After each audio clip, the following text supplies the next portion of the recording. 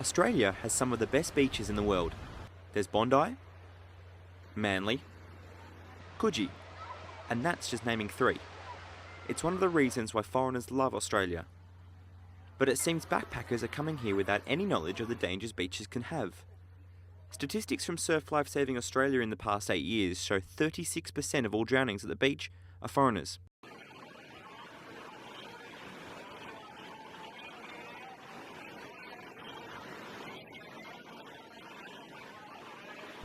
Anthony Bradstreet is Surf Life Saving Australia's education manager and says part of the problem is backpackers aren't prepared for the conditions when they arrive in the country.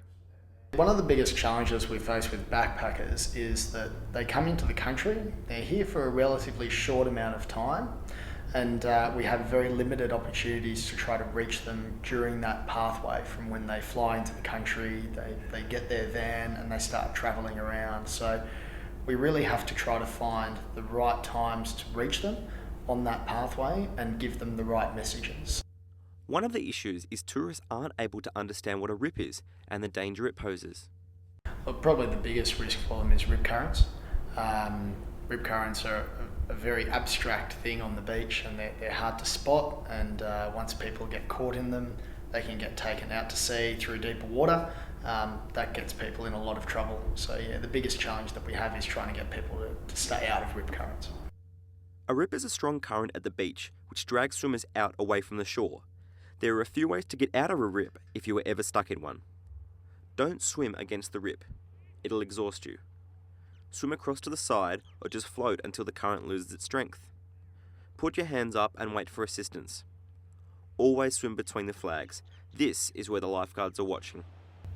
While travellers are excited to come see Australia's famous beaches, they aren't aware of the dangers of a rip and how to spot them. And I don't know what the flags mean really, so a lot of the time I just don't pay attention to them and I'll just go swimming wherever I want and then I get yelled at. But the lifesavers are pretty good about people that don't know, especially on like really touristy beaches like Manly. They are really good about telling you where to go and what you should be doing. And it's behind me here at the southern end of Bondi Beach where conditions are so rough for tourists, lifeguards have even named the rip Backpackers Rip. A few reasons for Backpacker Rip. The bus stops are all at the southern end of the beach, and there's a couple of actual backpacker hostels down in that southern end of the beach. And people are generally going to follow that pathway straight down to the water, straight down across the beach, and just jump into the water straight away. Unfortunately, down in that southern end of the beach where everyone goes, there is a permanent rip current.